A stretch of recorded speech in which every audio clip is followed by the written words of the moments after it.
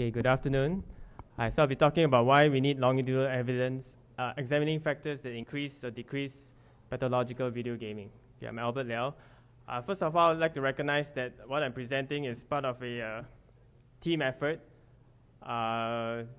We are supported by a grant from the Ministry of Education and Media Development Authority, and the principal investigator is Dr. Angeline Khoo, who just spoke just now. Okay, so we are a pretty large team. People in National Institute of Education, which is part of NTU, NUS, Hong Kong Polytechnic University, IMH, Daniel Fang's over there, and also colleagues from Iowa State University. Okay, so it's an international collaboration. I guess I'm just curious, in terms of the participants here, how many of you are game developers? One.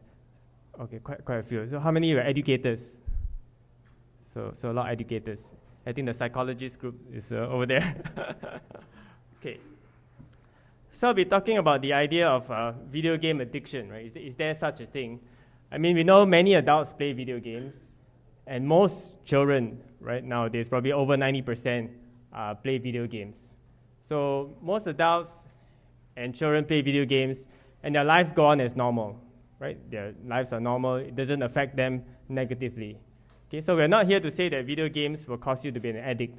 Most people play video games and they are fine, right? However, there is a small percentage of children where video games becomes an issue, right? It affects their life negatively, perhaps their studies, or maybe their family life, social life, maybe they start stealing, lying, and so on, right? So that's what we're concerned about, right? Whether there's such a thing as addiction. So just show you something. This is kind of a little funny thing. Oh, the sound is not working. Oh, okay. So the sound is crucial for this video. Oh shit, monsters! So what happens when it's time to stop playing for some children? Ow!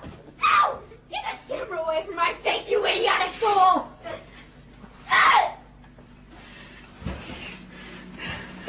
But this First, I shall ruin that camera! And then, I'll frickin' beat all you!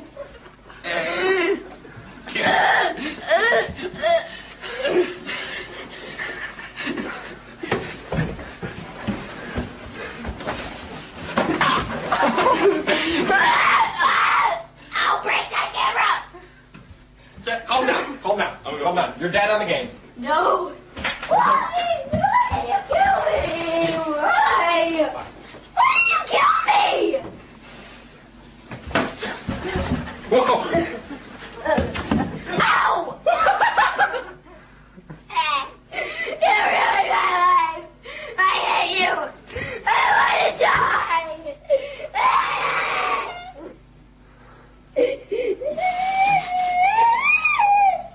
You're horrible monsters! You ruined my life! Breathe. You ruined my life! Just breathe. It's a game, You Donovan. probably posted on the internet. You can't say that to a gamer. It's just a game. As Angeline Khoo has showed us, it's not just a game, right? If a video gamer is spend weeks preparing for a raid, and then suddenly you stop them from participating in the raid, they will react like this, right? It's hard to just ask a gamer to stop gaming like that. So we decided to avoid using the word addiction, and instead we wanted to use the term pathological video game use. We're not saying that video game use is pathological, as I make that clear. We're just saying that video game use is good. It's a lot of educational purposes, a lot of positive effects. In fact, my colleagues and I, we published a paper on the pro-social effects of certain kinds of games. But for a percentage of children, video game use can become pathological, right? It affects their life negatively. They start skipping their studies, don't sleep, lie, steal, and so on and so forth, right?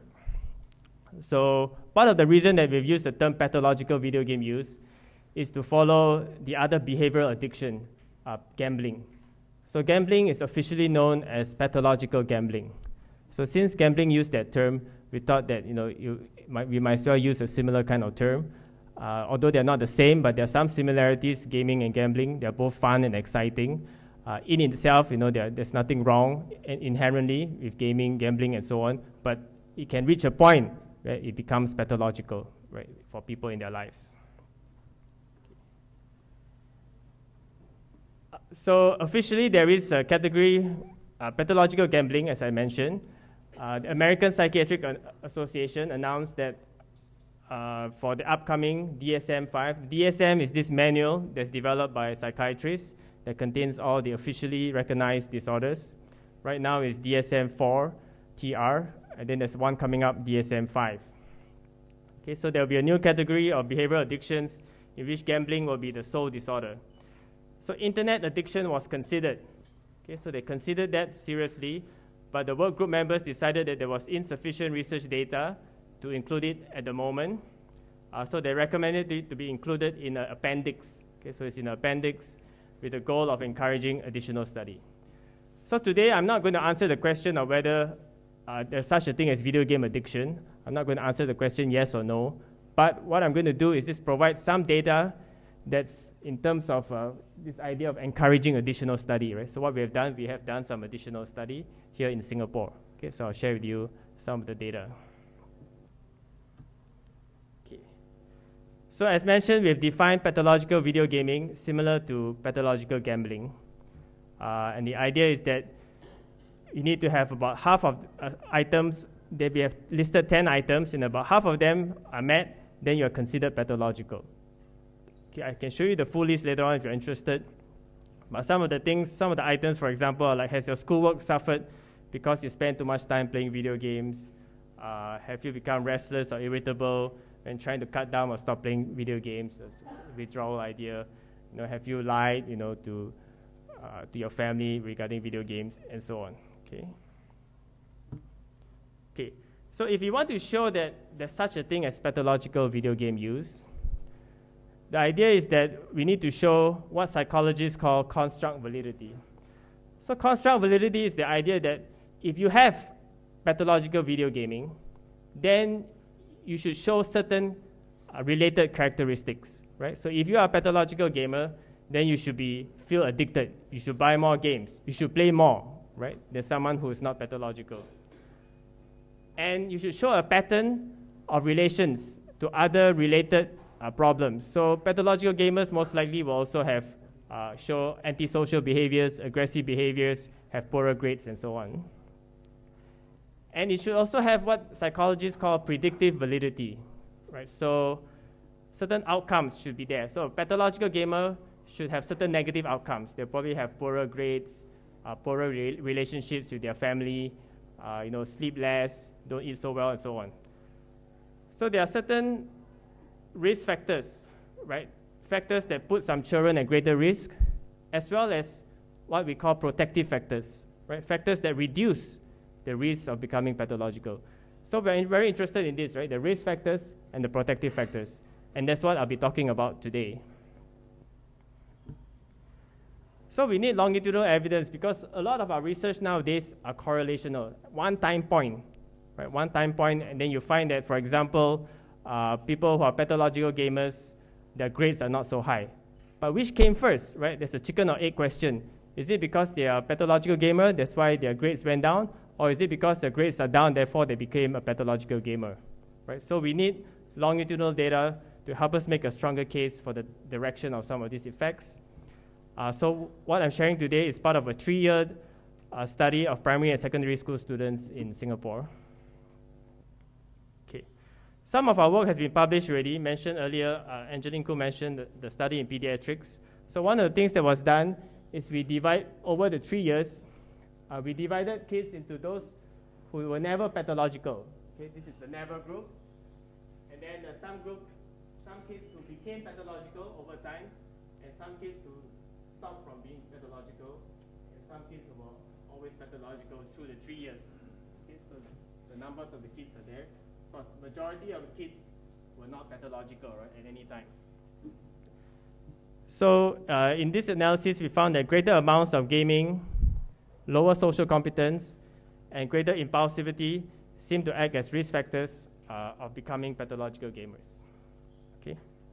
Now we wanted to take a closer look. What about other factors? Okay, take a closer look. So today we want to take a closer look using a variable-oriented approach to identify the risk and protective factors for pathological video game use. And now with some advances in statistics, we can look at how changes in some of these factors might relate to changes in pathological video game use. And so to examine if pathological video game use leads to depression.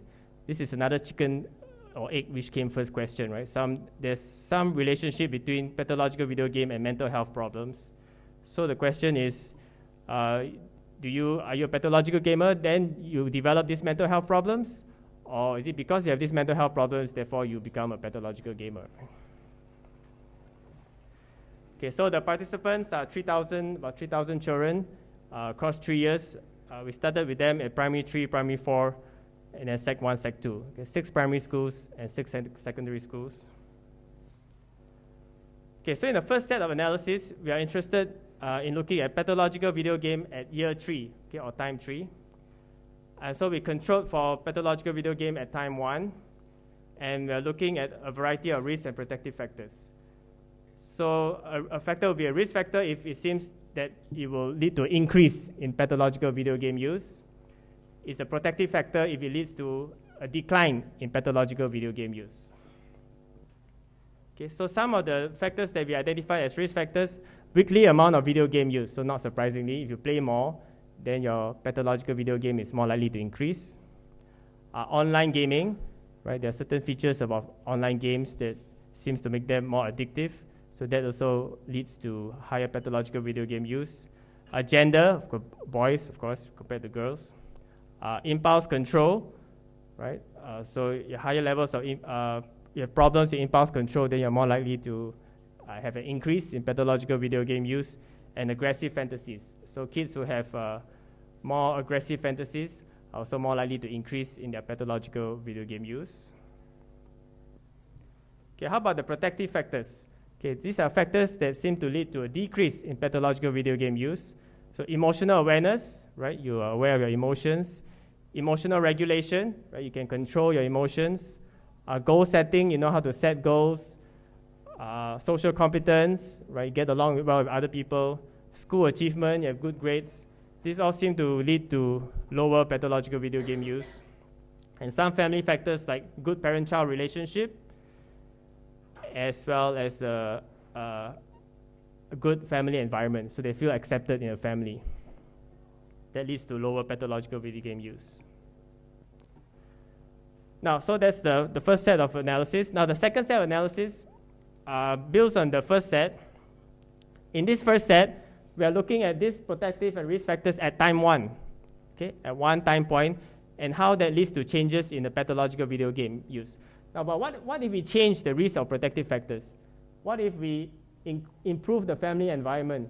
What if we increase the emotional regulation? Will that lead to changes in pathological video game use? This is the analysis that we're doing next. Okay, so there's this fancy model that makes me look like I know what I'm doing. But basically, this fancy model is something called a dual trajectory growth model. It's a new kind of statistical technique based on latent growth modeling, which allows us to look at how changes in one factor is related to changes in another factor. So if we change, let's say we change the amount of video game use, will that lead to changes in pathological video game use? Right? So if we increase the risk factor from year 1 to year 3, will that lead to an increase in pathological gaming from year 1 to year 3? Okay, so that's what we're looking at. And we found that increases in the following: weekly amount of play. So not surprisingly, if you start playing more, that's also related to increases in pathological video game use. Frequency of LAN center use, right? You start playing in LAN centers more often, then your pathological video gaming more likely to increase. More online gaming, as well as increases in aggressive fantasies. Right. So for example, if there's an increase in online gaming from year 1 to year 3, that's related to increases in pathological gaming. And protective factors, if you increase the protective factors, will that lead to a decrease in the pathological gaming? So we found that increases in the following: emotion regulation and family environment. So family environment is like whether kids feel that they are accepted by their family, they get along with their family members, and so on. Right? So increases in the emotion regulation and family environment were related to decreases in pathological video game. So for example, if you increase the quality of the family environment from year 1 to year 3, the pathological gaming decreases from year 1 to year 3. Okay. And finally, we want to know whether the increases in pathological gaming, will that relate to depression at a later time point? And so we found yes, higher initial levels and increases in pathological video gaming were related to higher levels of depression at time 3 or year 3, controlling for earlier levels of depression. So it seems like as you increase pathological video game, that seems to lead to higher levels of depression, controlling for earlier levels of depression.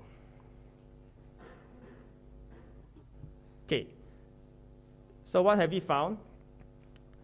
We have found what we can call some static risk factors as well as dynamic. So static risk factors are risk factors at the first time point, right? We find the amount of video game use, LAN frequency, online gaming, gender, impulse control, aggressive fantasies, all lead to increases in pathological video game use. But then we are also, now that we have the statistics to do this, what if we change these risk factors over time? Will the pathological video game use change? We found yes for some factors: amount of video game use, LAN frequency, online gaming, aggressive fantasies. When these factors change over time, pathological video game use increases. And for the protective factors, so the static protective factors are there's a long list: emotional awareness, emotion regulation, goal setting, social competence, school achievement, parent-child relationship, family environment. The dynamic ones came out only 2. So as you change emotion regulation over time, pathological video game use goes down. And as you change family environment over time, you improve the quality of the family environment, pathological video game use goes down. Okay. So I just wanted to highlight these last 2 factors, the emotion regulation and the family environment. So we find that increases in emotion regulation is related to decreases in pathological gaming. So I think that's significant. It's very important finding, right? For people who are working with video game addicts, people who are working with children with problems, or even for parents, right? Many parents want to know, how do they, if their kids are playing so much, what can they do? So it tells us about the importance of self-regulation.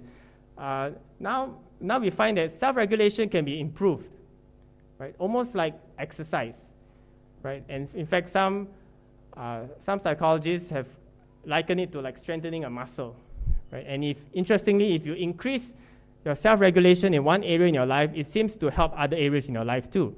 So there have been studies where they get people to improve their healthy eating, right? Let's say you want to eat more healthy food, less McDonald's, and so on and so forth. Then, so they help these people to go through these exercises, right? To practice self-control. And interestingly, when these people practice these exercises to increase their self-control, other areas in their life improves too, right? Not just the eating, other areas in their life improves. So in one study, they got students to improve their study skills. Okay, let's see how we can improve your study skills. And just by focusing on the study skills, they improve their grades, of course. But interestingly, they started eating more healthily, more healthy diet, less smoking, alcohol, and less TV, right? So by focusing on improving their study skills. So the idea is that self-regulation, increasing self-regulation in one domain of your life can improve other domains of your life as well, right? So there's one interesting finding we are finding, and that self-regulation seems to have an important role in video game use, right? Then the other one important factor is family environment, right? Increase in family environment. And I think it's interesting to point out it was the changes in the family environment and not parental control that were related to decreases in pathological gaming. I'm a parent too. I think a reaction could be if you know that your kids are playing more, it's like set more rules. Okay, don't play at night, or don't play until you finish your homework, then only you play. So I think that's maybe a natural reaction, right? As parents, You want to control your kids' video game playing, you come up with more rules. But you know kids, right, especially teenagers, the more rules you come up with, there's the reactance factor and they may rebel. And yeah, they might not play at home, but they can play other places, right? You don't have to play at home. They'll find other ways to play without the parents knowing. So this is the old parenting kind of advice, right? At the end of the day, to be a good parent, you have to build a relationship with your kids, right? You have to get to know them better. Maybe if they're playing a lot, find out what they're playing, play with them. And in the end, if you build a relationship with the children, you improve the family environment, that is the factor that leads to decreases in pathological gaming and not just coming up with more rules. Okay, so that's the end of my presentation.